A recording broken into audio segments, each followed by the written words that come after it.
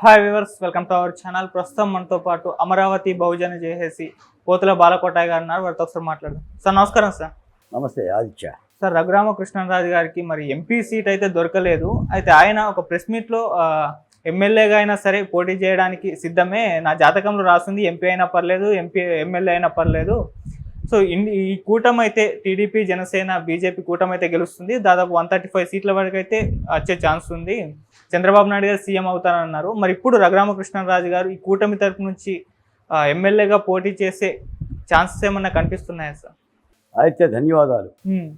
హే రఘురామ్, హే రఘురామ్, రఘురామ్ హే. ఆంధ్రప్రదేశ్లో ప్రతి నోట వినిపించే మాట ఇది. రఘురామకృష్ణరాజు అంటే అతడే ఒక సైన్యం. సైన్యం చాలామంది ఉంటారు, సైన్యాధ్యక్షులు చాలామంది ఉంటారు. కానీ కొంతమంది యుద్ధవీరులకు అతడే సైన్యం. ఐఎమ్ ఆల్సో సైన్యం. మేము సైతం దళిత సైన్యం. 4 ఏళ్ల పాటు జగన్మోహన్ రెడ్డి గారికి ఒంటి మీద చెమటలు పట్టించి వైసీపీ ప్రభుత్వానికి, అందులో ఉన్న సజ్జల రామకృష్ణారెడ్డి గారి లాంటి ప్రభుత్వ ప్రధాన సలహాదారులకి ఒంటేలు ఓపించి రాష్ట్ర ప్రభుత్వ తప్పిదాల మీద శరాలు సంధించిన ఒక ముఖ్యమైన ఆంధ్రప్రదేశ్ ఉద్యమ పాత్రధారి Raghuramakrishnaraju. Is a Narasapuram parliamentary member. నమ్ముకున్న పార్టీని పక్కన పెట్టి, నమ్ముకున్న పార్లమెంటు సభ్యత్వాన్ని పక్కన పెట్టి, తన నియోజకవర్గానికి 4 ఏళ్ల పాటు వెళ్ళలేకుండా, కుటుంబ సభ్యులను చూడకుండా, అభిమానులను చూడకుండా ఢిల్లీలోనే ఉంటూ ఒక రక్షణ కవచంగా తనకున్న రాజకీయ ఛత్రంతో జగన్మోహన్ రెడ్డి గారి యొక్క తుపాకీ గుండ్లను అడ్డు పెడుతూ బతుకు జీవుడా అంటూ బతికిన వ్యక్తి. ఇది సంక్షిప్తంగా రఘురామకృష్ణరాజు అంటే. కష్టాలు, నష్టాలు, శాపాలు, పాపాలు, కోపాలకి బలైన ఒక ధీరోదాత్తమ ఉద్యమ నాయకుడు. ఇలాంటి రఘురామకృష్ణరాజు ఆంధ్రప్రదేశ్లో పార్లమెంటు సభ్యుడిగా పోటీ చేయడానికి అర్హుడా? అర్హుడు కాదా? అర్హత ఉందా? అర్హత లేదా?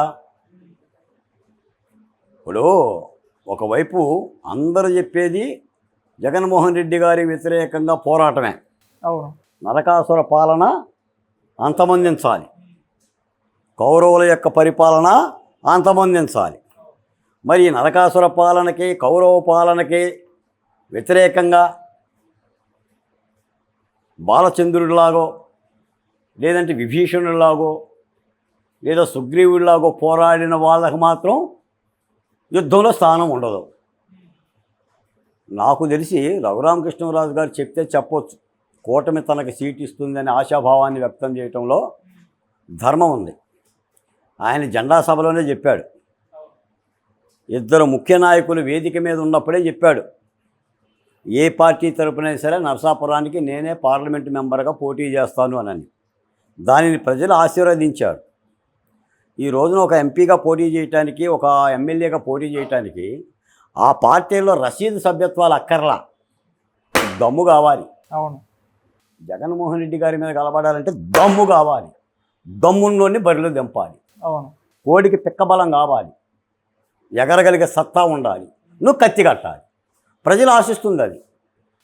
రఘురామకృష్ణరాజు గారు నా పార్టీ కాదు, నా పార్టీ కాదు, నా పార్టీ కాదు, నేనెట్ట సీట్ ఇస్తాను. ఇప్పటికే 4 రోజులైంది సార్. ఆంధ్ర రాష్ట్రం రఘురామకృష్ణరాజు గారి మీద ఏంటి, ఆయన పోటీ చేస్తాడా చెయ్యడా?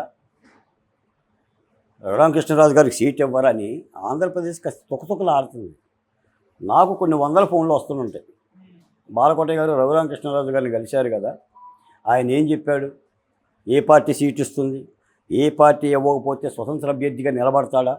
నేనైతే చాలా స్పష్టంగా చెప్పానండి రఘురామకృష్ణరాజు గారికి, సార్ అడుక్కోమాకండి సార్, సీట్లు అడుక్కోమాకండి, పోరాడాం కదా, పోరాడదాం. ఎన్నికల్లో కూడా జయమో అపజయమో దేవుడు నిర్ణయిస్తాడు. మీ దగ్గర దమ్ముంది, మా దగ్గర దమ్ముంది. భిక్షమెత్తుకోవాల్సిన అవసరం ఉందండి ప్రజాస్వామ్యంలో. ఓటర్ దేవులు దీవిస్తారు. అందరు వెళ్ళేది అక్కడికే కదా. అదే నరసాపురం నుంచి స్వతంత్ర అభ్యర్థిగా నిలబడండి, మేము అండగా ఉంటామని చెప్పాం. ఆయన పెద్దరికంతో ఆ 3 పార్టీలు ఆలోచించి ఏమైనా నిర్ణయం తీసుకుంటాయని ఆశిస్తున్నాడు.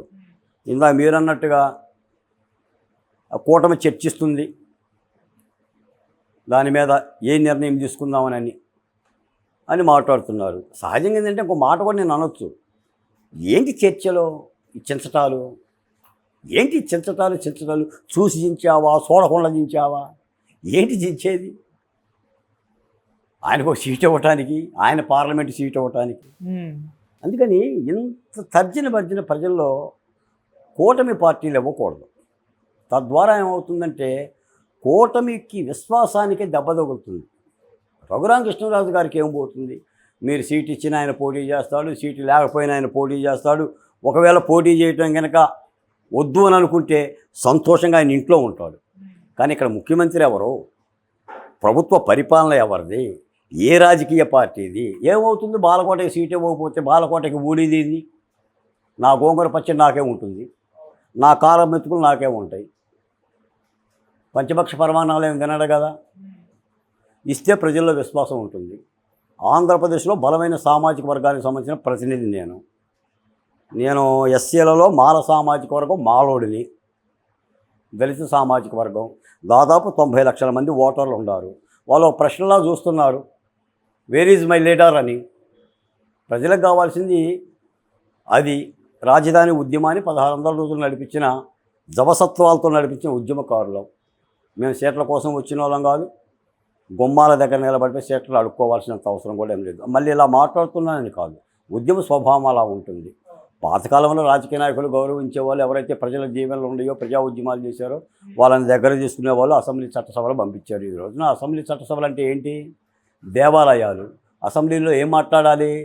ప్రజా సమస్యలని పల్లవించాలి. రామదాసులాగా బూతులు మాట్లాడటం కాదు కదా, తొడలు కొట్టుకోవటాలు కాదు కదా, గుండెలు చూపించుకోవటాలు, గుండీలు చూపించుకోవటాలు కాదు కదా. ఆ పాత్ర మేము నిర్వహిస్తాం. పవిత్రమైన అసెంబ్లీలో ప్రభుత్వ ధనంతో లక్షల కోట్ల రూపాయలు ఖర్చు పెట్టి మీరు తిట్టుకోవడానికి ఉపయోగించుకుంటున్నారు. కనీసం సమస్యను పల్లవిస్తాం. రేపు ప్రభుత్వాలు మారినంత మాత్రాన ఒక్కసారిగా తల్లకిందులైపోయి రాష్ట్రంలో పెను మార్పులు ఏమి రావు కదా. మళ్ళీ అమరావతిని, శిథిలమైన అమరావతి నిర్మాణం చేయాలి కదా. అదే విశాఖ ఉక్కు కార్మికుడి యొక్క సమస్యని గుర్తింపజేయాలి కదా. పెట్టిన కేసులకి, అరాచకాలకి, అన్యాయాలకి, శిరోమణాలకి, మానభంగాలకి, మూత్ర విసర్జనలకి, దాడులకి, దౌర్జన్యాలకి పరిష్కారాలు ఏంటి? ఎవరు గుర్తు చేస్తారు? గుర్తు చేసేవాడు ఒకడు ఉండాలి కదా. యమధర్మరాజు దగ్గరే చిత్రగుప్తుడు ఒకడు ఉంటాడు కదా. సార్ మీరు మన విషయం మర్చిపోయారండి అని చెప్పేవాడు ఉండాలి కదా. రాజకీయ నాయకులు ఆ పాత్ర నిర్వహించవు కదా. రాజకీయ పార్టీ నాయకులు కూడా నిర్వహించరు. నాకు తెలిసి ఏ రాజకీయ పార్టీలో పరిస్థితి అయినా, ఏ రాజకీయ పార్టీ నాయకుడైనా అధినేత చెప్పినందుకు వాళ్ళు కూడా శిరసా వహిస్తారే తప్ప, విధేయతగా ఉంటారే తప్ప బలంగా అయితే మాట్లాడరు. అలా గుర్తిస్తే మంచిది అని అనుకుంటున్నాం. ఏదైనా రఘురామకృష్ణరాజు గారు స్వతంత్రంగా పోటీ చేస్తాడా లేదా కూటమి అభ్యర్థి గుర్తిస్తాడనేది ఆయన యొక్క ఇష్టం. వాతావరణం చూస్తుంటే, పరిణామాలు చూస్తుంటే, ఈ కాలాతీతాన్ని చూస్తుంటే రఘురామకృష్ణరాజు గారికి న్యాయం జరుగుతుందా జరగదా అనే ప్రశ్నలు కూడా లేవనెత్తుతుంది. చాలామంది చాలా ప్రశ్నలు అడుగుతున్నారు. ఏదైనా కూడా రచ్చబండ పెట్టి ప్రతిరోజు దాదాపు 1000 రచ్చబండలు పెట్టి ప్రతిపక్ష పార్టీలకు మించిన పోరాటం చేసిండు ఆయన. ఒక విధంగా చెప్పాలంటే అసలు నేను చచ్చిపోయి బయటపడ్డానని చెప్పాడు. సాగుకు దగ్గరగా పొయ్యి వచ్చానని చెప్పాడు. మరి అటువంటి వ్యక్తుల పట్ల కూడా ఈ కూటమి అభ్యర్థులు కానీ, కూటమి పార్టీలు కానీ ఇంత తాత్సార్యం చేయటం అనేది రాష్ట్ర ప్రజలు మాత్రం జీర్ణించుకోలేకపోతున్నారు. నిన్న భీమవరం రాజధాని అమరావతి రైతులు కూడా వెళ్ళి కలిసి వచ్చారు. హైదరాబాద్ వస్తున్నారు. ఆయనతో ఫోన్లో మాట్లాడాలని చెప్పి ఒకసారి ఫోన్ కలపండి. విపరీతమైన అభిమానంలో వెల్లువ ఉంది. మీ ద్వారా ఒక దళిత బహుజన కులాల ఐకాసాగా రఘురామకృష్ణరాజు గారికి కూడా నేను చెప్పేది ఏంటంటే, స్వతంత్ర అభ్యర్థిగా మీరు పోటీ చేసినా కూడా గెలుస్తారు సార్. మీరేం భయపడనక్కర్లేదు. ప్రజలు మీ అనుకుంటారు. మనం మరీ పనిగట్టుకొని సాగలపడి రాజకీయ పార్టీల దగ్గర కూడా దేబిరించి బిక్కముఖం వేసేసి శిరస ఉంచాల్సినంత అవసరం అయితే లేదు.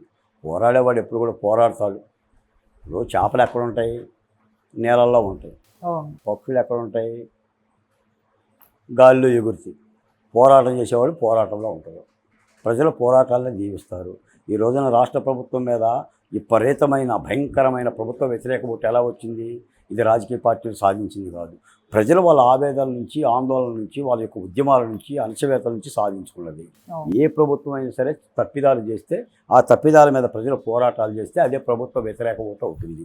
ఆ వ్యతిరేక ఓటును ఆశీర్వదించాలి రాజకీయ పక్షాలు. వ్యతిరేక ఓటును ఆశీర్వదించడంతో పాటు ఆ ఉద్యమాల్లో భాగం పంచుకున్న నాయకులని, ఆ శక్తులను కూడా దగ్గర తీసుకోవాల్సిన అవసరం ప్రతిపక్ష పార్టీలకు ఉంటుంది. అదే దానినే ప్రజా మన్నన అంటారు, ప్రజా దీవెన అంటారు. ఆ ప్రజా దీవెన కూటమికి ఉండాలి.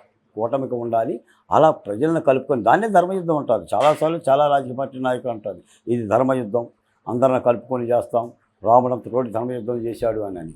కాబట్టి ఆ విధమైన ప్రజాయుద్ధంగా మార్చాలి ఆ ధర్మయుద్ధాన్ని. తద్వారా ఏంటంటే రాజకీయంగా అధికార పార్టీలు గద్దె దింపడానికి, మంచి ఫలితాలు సాధించడానికి అవకాశం ఉంటుంది. ఓకే.